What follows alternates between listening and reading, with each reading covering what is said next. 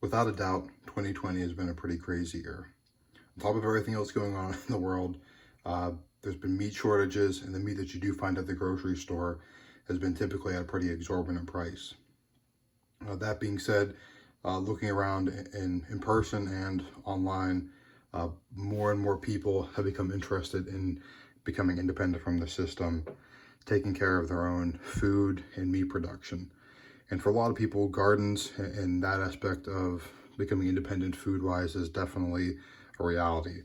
But for a lot of people, animals are just something that's out of their reach. Either you live in a place where you have an HOA, you live in a townhouse, you live in an apartment, someplace where either you can't have animals legally, or just space-wise, it's not something that you can accommodate.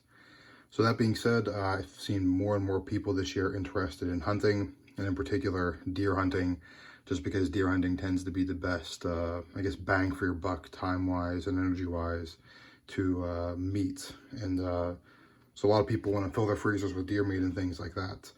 And I'm not sure how your individual state works, but the state I live in here, it's definitely possible to get a large percentage of your yearly meat out of deer, depending on the size of deer and how many deer you get in the tags and things like that you're allowed to have.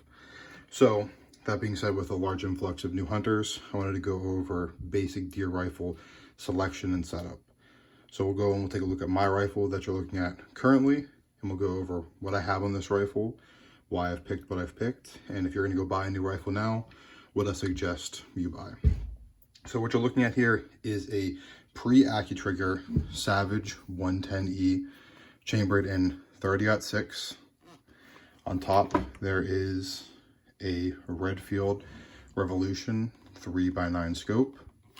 And on the back here, I have a cartridge holder, and I have a thin leather sling. So the reason I picked this rifle over all others is it was the rifle I had. It was given to me.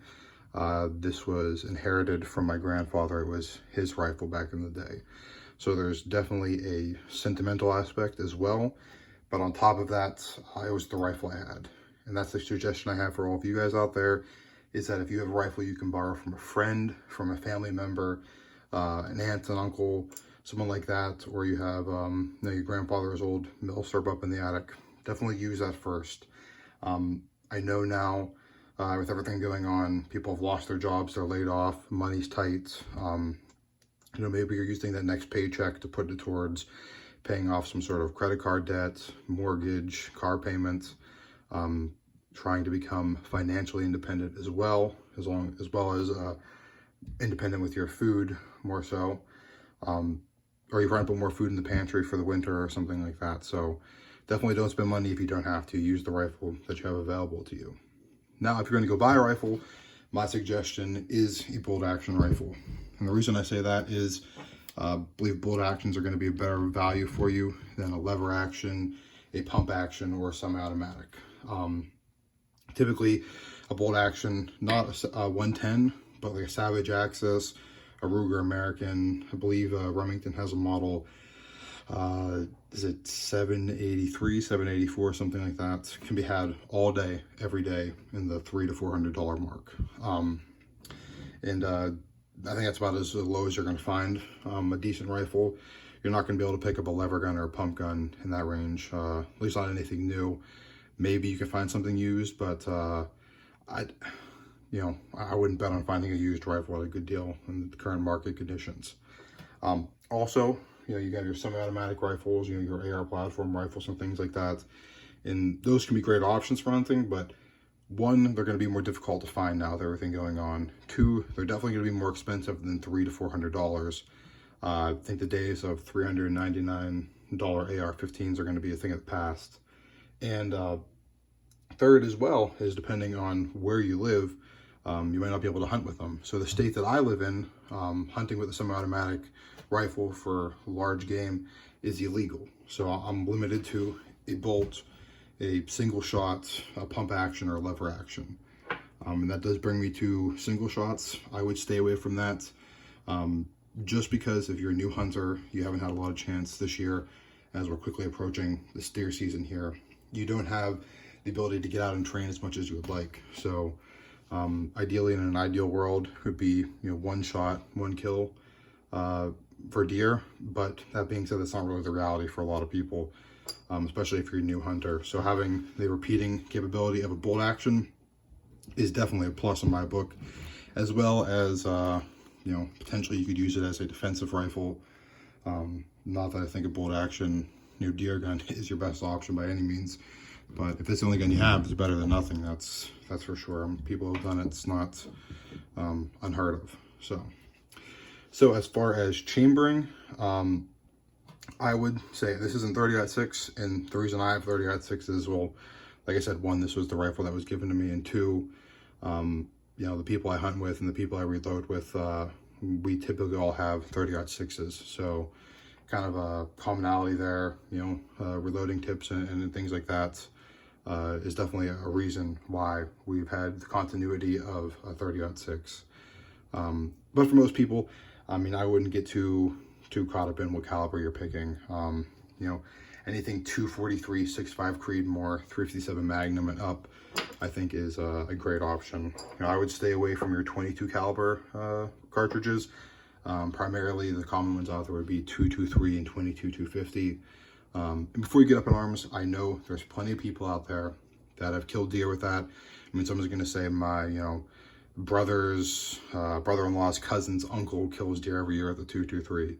And there's no doubt that I'm sure they have. But if you're a new hunter here, why would you limit yourself with a smaller cartridge that if you don't get as clean of a shot because you haven't had as much time to practice, because it's your first year out there, do you want to take the chance of nicking a deer and not finding the blood trail and missing that animal that could be, 30, 40 pounds of meat in your freezer, if not more, for your family? I just think that's a stupid gamble whenever you can have a bigger caliber, as long as you can handle it with reasonable recoil and get the job done. So just kind of for comparison here, because I have both of these available, this is a 30-06. This is what I hunt with. This is a hand load of mine. I have a ballistic tip on here just because that's what I typically prefer. So 150 grain as well. It's my preferred loading for that. I just get the best results with this rifle with a 150 grain bullet. For size comparison, this is a 223 standard 55 grain XM 193, I believe. But look at the difference here. If you're a new hunter, why would you limit yourself to one to this when this is within reach? Now, that being said, if you can't handle the recoil of a 30-06 or 308 or something like that, there's no shame in getting a 243. You're better off to have a caliber that you can hit with than too big of a gun that you can't hit with, or you're scared to shoot, things like that. Kind of on the top end, I would stay away from magnums for a couple of reasons. One, ammo is going to be more expensive, so it's going to be more expensive to practice. Two, I just think it's overkill. For most large game in North America, you can take it with a 30-06. I know it's a trope. I know it's kind of a stereotype, but it is definitely possible and doable easily with the right loadings and the right ammunition and things like that. Well, one exception I will make is if you do live in a place where you have the potential to take elk or moose or something like that, and you say, hey, I want this gun to flex both into deer and into other things as well, then by all means, get that larger caliber, that Magnum, and use it for both. But I think for most people, 308 is going to be the best option, just because it's going to have compatibility with an AR-10 platform rifle and things like that. As well, it's typically a pretty common caliber out there, although you might have some difficulty sourcing it now. But I would, I wouldn't be hesitant to shoot a deer with a 308 by any means. Just a kind of a slightly weaker version of a 30-06, so it will get the job done. So as far as scopes, I would say your best bet on scope is a 3x9. That's what I've chosen here. I've always typically used 3x9 just because I prefer them over other options. The reason I say 3x9 is simply that most of your engagements with deer are going to be close to mid-range, and the 3 power is definitely low enough that you can get off those quicker shots on those deer I know a lot of people say, well, why don't you go with a low power variable optic like an LPVO? And the reason for that is that you're not going to have deer typically as close as you would in like a home defense situation or something like that, where you need the true 1x to replicate a red dot. Something like this red dot here, this cheap red dot here, true 1x is great and all, and it's nice to have for a home defense situation, but not really something you need for deer hunting. 3 power is going to give you plenty low enough to be able to make those shots. Also, a big downside of low power variable optics is that they're low power. 4 power and 6 power, I just don't think are enough for deer hunting. I know there's plenty of people out there with their air style rifles that are hitting 300, 400, 500 yards all day, every day with a 1 to 4, 1 to 6. Big issue I see is, look at this guy. If you look at this here, I'm running it typically, on 3 to 9 for all my guns, for deer at least. But imagine hunting in the woods. It's brown out. It's fall time, so it's brown. There's no snow on the ground, and you're looking for a brown deer at 200 yards plus. And then on the deer, you need to make sure if it's a buck or a doe, because you need to make sure you have the appropriate tags for that. And then if it is a buck, you have to look for brown antlers to see if it has the illegal amount of antlers, because the state I live in, you need to have 3 antlers, 3 points on one side of the antlers for it to be a legal buck to take. So you're looking for brown antlers on a brown deer in brown woods, and you want to make sure that you know what's behind that deer, and the deer might be moving and it might be obstructed by sticks and everything else. So yeah, you can hit something with your AR at 400 yards with your 1 to 4 power on a flat range with painted targets with no obstructions and not moving. But it's just not a reality when you're actually hunting out in the woods, from my experience. I think most people are always wanting more magnification. No one wants less. Now, I don't think low power variable optics are a terrible option, especially if you're running something more of like a straight walled cartridge, like a 4570, 450 Bushmaster. If you have a lever gun that's in like a 357 or a 44, where you're saying, hey, this is a brush gun. It's going to be, where I hunt, I'm within 100 yards all day, every day. A 1 to 4, 1 to 6 will probably get the job done, no problem there. As well, if you're in a spring to go for the 1 to 8, which are typically more expensive, a 1 to 8 is not a bad option either. You're not really giving up that much, but going from a 9 power here to an 8 power. But you typically will spend a little bit more money for an equal quality optic, for sure, when it comes to glass clarity and things like that. As far as quality, I wouldn't get too caught up in buying a super high-end optic. I know there's a lot of people on the forums and in Facebook groups and things like that that are going to say, hey, if you don't spend $500 plus on your optic, you're definitely putting your life at risk. And maybe for a home defense duty grade type optic, maybe you want to spend more money on that. You don't want to go buy the cheapest thing you can find. But for a deer rifle, you don't really need that. Your deer gun, you're taking it out in the woods, and what's the worst thing that's going to happen if it gets dinged? You're going to miss deer for that day. Definitely not the end of the world. That being said, I think your best price range is definitely going to be the $200 to $300 range. I definitely wouldn't spend more on your gun or more on your optic than your gun, for sure. You can find some pretty good optics in the range, like this Redfield here was $200 or so. I know there's some lower end Leopolds in that range. I know Leupold makes Redfield. It's kind of their cheaper option. I believe it's made overseas, but this optic I've been very happy with. It's a 1-inch tube, so I wish it was 30 mil or something like that. But for the money I paid, I don't know how much more I can really expect.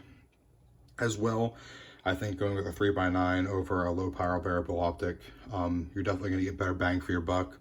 The technology's just been there longer. I mean, there's a reason the 3x9 has been considered, basically the best a guy can get in the standard for, deer rifles. Equal glass quality and things like that. You're gonna pay more for a low power variable optic, and they're typically going to be a little bit heavier, although not all the time. So don't, that's not a hard and fast rule. Other options, I can roll one in front of the camera here. It is a Vortex. I've been very happy with this model. This is, I believe, a Sonora. This is a Palmetto State Armory special. I believe it was $150 for the mount and the scope itself. This gun here, or this scope here, is a 4x12, which is not a bad option if you're hunting somewhere out west. You're using, you know, like a 6.5 Creedmoor or something like that, and you're gonna be taking longer shots. I think that's a decent option as well. I'd rather have for where I hunt, what I'm doing, I'd rather have a 4x12 than a 1x6, if that's any indication of which way I prefer to go. So Redfield's a good option, Leupold's a good option, Tasco's a good, Primary Arms I hear are good options as well. I did mention briefly about Tasco. So here's a Tasco scope here. This scope was on this rifle for many years. Now, this does have a mount on it for an AR style rifle. The rifle you just saw, that Diamondback DB15 upwards rifle, this was on that rifle before I upgraded to that Vortex. Now, this is by no means a good scope. I know a lot of people are going to talk trash on Tasco, and really rightfully so. There's really not that many redeeming qualities to them except that they're affordable. That being said, I've used this optic for many years. I've killed more deer with this optic on this gun than I have with this optic on this gun. Take it for what it's worth. You know, it's been durable enough to survive, I'd say, good 8 years on that rifle. You know, being able to utilize that to take deer, and it's held up well through rain and snow and everything else. And I bumped it a good amount. Now, I wouldn't say it's a you know, a duty grade optic or anything like that. Obviously, it's a Tasco, and if you can afford better, by all means, I would definitely get a better optic than a Tasco if that's something that's in your budget.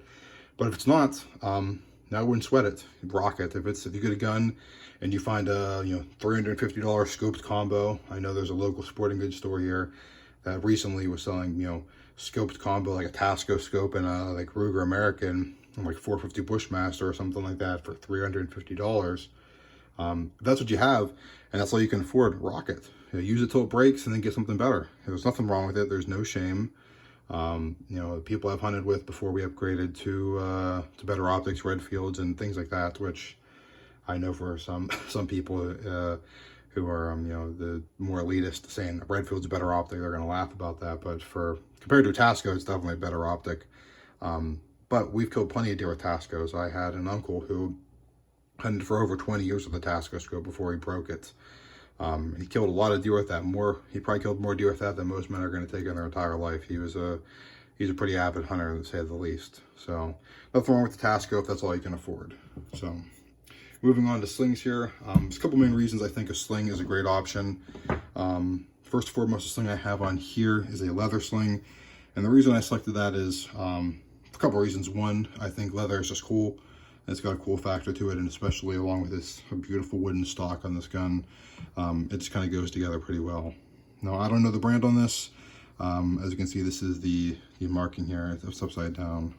I do apologize on that, but that's the marking on that sling.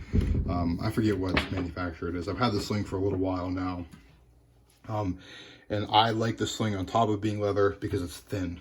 I don't like the slings where, you know, you have the spot up here where it's wide and fat and it's padded and things like that. There's nothing wrong with those slings. They work fine. They're no less durable than this. But the big issue I have with those is that if I'm going to use my sling to steady a shot, it just gets in my way. And that's a big reason why I have a sling, is to help steady some shots, especially if I'm shooting offhand or kneeling or sitting or something like that. As well, I don't really need that padding. I'm going to use my sling primarily for when I need to go hands-on, where I need both my hands to do a task, or when I'm walking in or out of the woods. So having that padding is really something that's, I don't really need. My gun's going to be slung out for maybe 10-15 minutes at a time max. And I'm typically, where I live, it's going to be cold and potentially snowy when we're hunting. I'm going to have plenty of jackets on, so I don't need that extra padding. My shoulder will be okay. I think I could handle 15 minutes without padding on a sling on my shoulder. Be all right, I promise. That being said, though, if that's the only sling you have, if that's the only sling you can afford, I know you can buy slings for like 15 to 20 bucks at Walmart that a lot of times will have that. I wouldn't think it's an issue. I mean, it's you can get the job done. I just don't prefer it. Second big reason, besides being able to stay shots, that I want to have a sling on my rifle is that I wouldn't be able to go hands-on like I mentioned before. You know, if I'm going to take a leak or grab something out of my bag, or do something other task where I need both hands, I'd rather put my rifle and sling it on my shoulder than lean it up against a tree or put it on the ground. Obviously putting it on the ground, especially if it's snowy or wet or everything else, you have the potential to 1, step on it, 2, for it to get rusty and wet, and 3, even if it's wet and even if it's not going to get rusty, you're going to clean it off well after your day of hunting. And you're going to be carrying that rifle around. It's going to be against your body. It's going to get wet and potentially get your clothes wet, and you might get cold. So why do you want to deal with that? As well as if you lean it up against a tree or something like that, although extremely unlikely, if it falls, you could have potentially an accidental discharge, just because rifles, especially older rifles, if you're borrowing one from someone, weren't drop safety tested like modern handguns are now. So that's just another factor to keep in mind as well with your deer rifle. And lastly, if you lean up against a tree and it falls, maybe you'll bump the scope, maybe you'll go to take a shot at a deer later and your zero will be off, or you'll bust it and your crosshairs will be broken or something like that. So it's just the ability to go hands-on, especially for a $15 to $20 investment on a sling, is really a no-brainer. Lastly, the last major component I have on this rifle here is this cartridge holder. And the reason I have this cartridge holder on here, this is a rather new development, I haven't used it super long, is I got tired of fumbling with like little wallets that you put your cartridges in and put them in your pocket or put them on your belt or something like that. I got tired of having to fish those out of my pockets, trying to juggle holding my rifle while I'm getting cartridges out of my pocket, feeding them into the action. I just prefer having the whole package here all in one. I can just, put my gun at low ready, open my action, take it, top it off a couple rounds, a round or two, depending on how many I've shot, and I'm good to go. And that's all in one package here. It's all put together, ready to go. I've also carried some rounds without using the wallets, just loose in my pockets, and that's okay. It's not the end of the world, but they tend to jingle, so you might want to put like a glove or something like that in there. But really, for the investment I put into this, it was $5 at Walmart for this item. Well worth it. Definitely someday I would like to move to a leather one to kind of go with this leather sling and the wood aesthetic here. I just have had to allocate the money other places at the moment. So basically that's my suggestions here. Definitely get a sling, get a cartridge holder, get a bolt action rifle, and 243, 270, 308, something like that. Get a decent 3x9 optic in the $200 to $300 price range, and get out there and definitely get some deer and put some meat in your freezer. So guys, this is Resolute Outdoors. Comment down below if you're going to be a new hunter this year, or if you're thinking about it, or if you're an experienced veteran hunter. Let me know where you think I'm wrong, where you think I'm right, and kind of give me your opinions on that. So let's take a look at this rifle one more time from tip to butt here. So guys, until the next video, please like, share, and subscribe, and see ya.